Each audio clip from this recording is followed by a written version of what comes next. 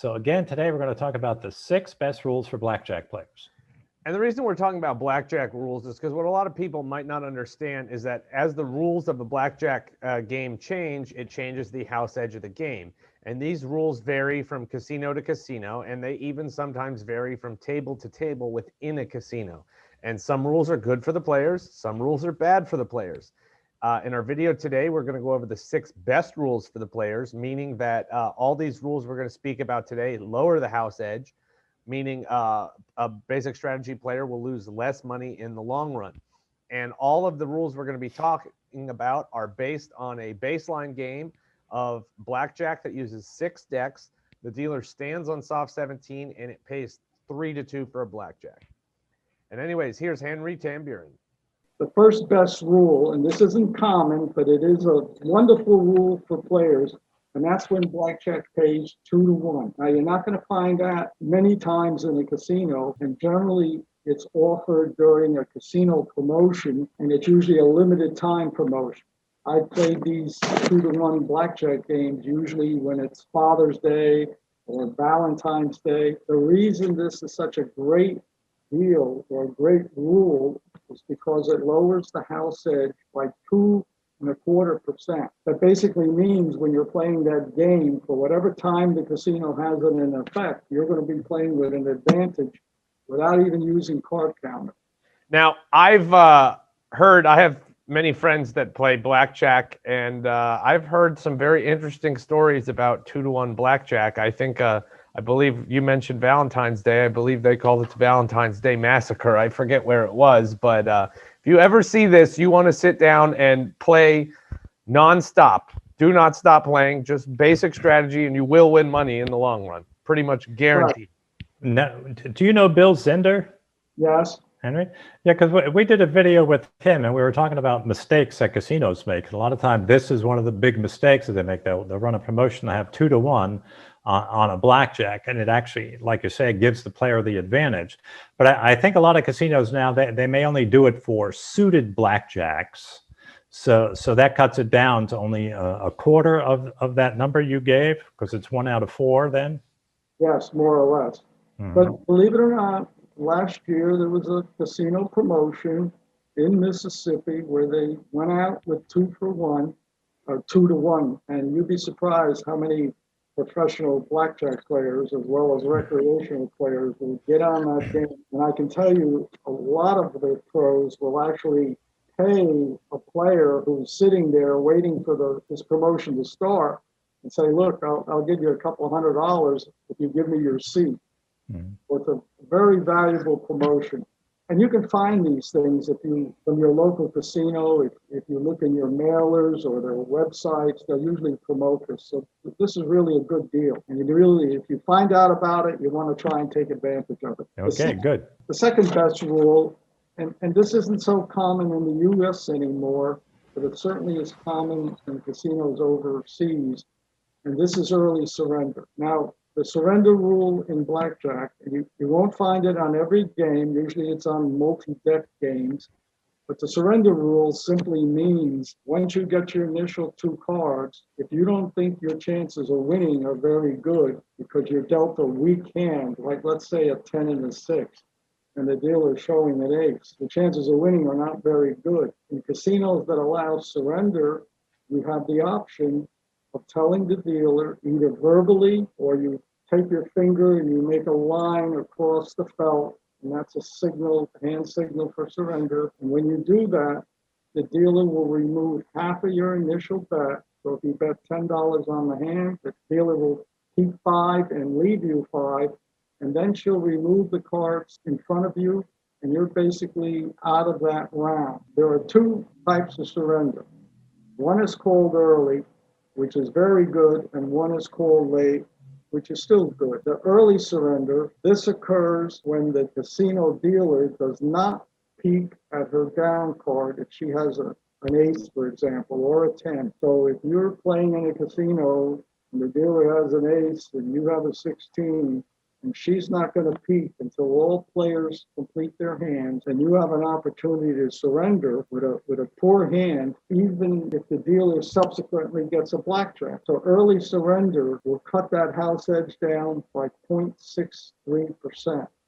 Most blackjack games only have like a 0.5% or to 0.75% anyway. So yeah, that's a huge. I feel like that's a huge advantage for the players if you can find that. I'll tell you a sideline when Atlantic City first opened up, and it was a 6-deck game with dealers standing on soft 17, had all the good rules. And the reason they implemented early surrender wasn't, they didn't know about early surrender. They just wanted, for security purposes, the dealer not to reveal or not to look at her down card. The legislative body, the Casino Control Commission, felt strongly that if the dealer doesn't have to look at her down card, then there's no possibility of collusion with players, as opposed to if she had to peek. So they implemented that rule for security reasons. And when they announced the rules of that game, and I noticed, that, hey, with this rule that the dealer can't peek until after everybody plays their hand, there's something special here, because there wasn't any U.S. casino that I knew of, and I had to get a mathematician to actually calculate for me, one, what was the effect of the house edge, and more importantly, which hands you have to surrender with early surrender. And there's a whole bunch of them. So that was a tremendous advantage, if you wish, for players in that era. I'm sure it was very hard to do before computers. I feel like that would have been easy to calculate now. Back in the 70s, not so much. Well, the person who did it for me was using a Radio Shack TR-80 computer, which was one of the first ones that you could buy. He did all my blackjack studies. And probably took about 24 hours to do it too. That's right. We would do, I don't know, about maybe 100,000 hands, and it took 24 hours to do it, but we did it. Okay, so early surrender, 0.63%. Late surrender, which is what you'll find in the U.S. casinos that offer surrender, that occurs that you can surrender your hand, but only after the dealer peeks at her down card. So that's not as valuable as early surrender. So we said early surrender is 0.63, late surrender is 0.07. But even a small amount like 0.07, if you start adding up all of these favorable rules, you can see how you can get it down to 0.5% or less. The next best rule is a single deck game. Now, a lot of people don't consider that a rule, and you're probably right. It's a condition of the game. But I look at the number of decks that are being used in a blackjack game as part of the overall rules. As a general rule, if you go from a 6-deck game to, say, a double-deck game, if all the other rules are more or less comparable, you're going to reduce the house edge. And if you go down to a single-deck game, it's going to be reduced even more. But again, you have to factor in the other rules. But if you look at apples to apples, our base game, the 6-deck base game to the single deck, you can reduce it down about 0.58%. But most single deck games aren't going to allow the dealer to stand on soft 17. That's too good a game. So if you go to a single deck game, it'll have where the dealer has to hit soft 17. And even that game, the house edge compared to our base game, you're going to reduce the house edge by 0.35%. Now, I gotta say though, all these people are gonna say, "Oh, single deck blackjack. Let me go run into the casino and look for that." I'm gonna say, on top of hitting soft 17, I would say a vast majority of the single deck games are also going to short you on the blackjack and only pay 6 to 5 instead of 3 to 2, or even, God forbid, even money. So if you see a single deck game, don't go running to it. Make sure you check the other rules, like Henry said, because those games can get pretty ugly. Yes, if you take the time and watch my video on the 6 worst blackjack rules, you'll see what rule number 1 is, and that is exactly what Bat said, that you want to avoid 6 to 5 games, and those that even pay even money, which you'll find in party pits. So take a look at my 6 worst blackjack game video. Okay, let's get back. The next best rule for a player is the implementation of doubling after pair splitting. An example, suppose you're dealt a pair of twos and the dealer has a six. You split your twos, the dealer gives you a 9 on your first two. Now you're sitting there with an 11. You want to be able to double down on that 11. If the casino allows it, that's good. If the casino does not allow you to double down on that 11, then your next best strategy is to hit it. But by not allowing you to double down after pair splitting, it costs you 0.14%. By having it, it'll decrease that house edge by 1.14%. So that's an important rule, and you want to make sure that it's in there in that set of rules that you're going to be playing. And generally, if you look at the little placard that sits on the table, they generally will have a summary of the rules, and if you don't know, ask the dealer. You want to make that's another thing we should point out here is a lot of people don't know. If you sit at a table and you don't know the rules, just ask the dealer. The dealer, I think they have to tell you. They're always going to tell you. Just sit down. Hey, can I double after split? Or, hey, can I surrender? Just no harm in asking. That's a good point. And I'm going to jump in here, Henry. We're talking about double after split. So the casino will let you split any pair when they have this rule in effect. And if you had a 10 card, say you had a 10 and a jack, that's considered 2 10 cards, and you can split your 10s. But is it advisable for anyone to split 10s? And if so, when would you want to do it? No. When you have 2 picture cards or 2 cards that total 20, you never want to split them. And I can't tell you how many players in my lifetime I've seen split 10s when the dealer shows a 6. That is a horrible play. The only time you should split 10s is if you're a card counter. And even that play will draw attention because not many people split 10s. And I can tell you, people always ask me, how does the casino know that you're card counting?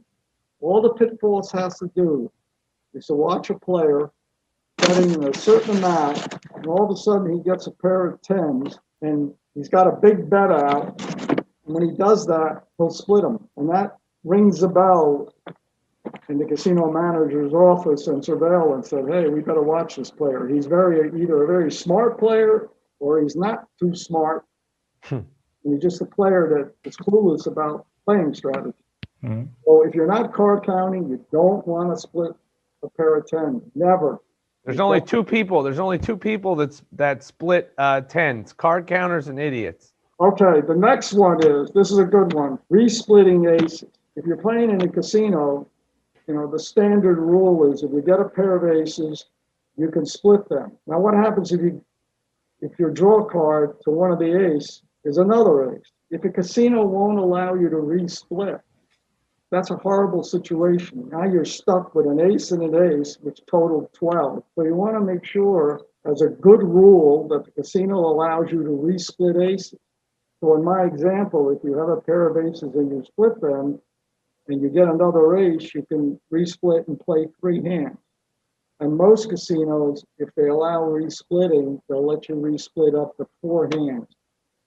And that rule will also cut the house edge by 0.07%. That's most casinos won't let you do that, will they? Unless you're at a higher limit table. I know in Las Vegas, if you're like a $50 or $100 table, they'll have that rule in there. But at the lower limit tables, I don't believe they have it. No, they'll have it on They 6 will? games. Now on the real, $5 games, I'm not so sure, but I think about 25 minimum and up. I think they offer it. I mean, Now, one other thing to point out here is the reason you said if you resplit, unlike any other hand in blackjack, if you resplit aces, you don't get to act after that. You don't get to hit. You don't get the option to hit or stand. They just give you 1 card and that's it. Which is why if you resplit, if you have 2 aces and you split and get another ace, you're kind of screwed because you have a 12 and you got nothing you can do with it. That's right. Okay, that basically sums up the 6 best rules. These are the rules you want to look for when you play blackjack. Don't just go in a casino and jump in on the first empty seat at the table. Take a look at the table, look at the words on the layout, ask the dealer if you're not sure.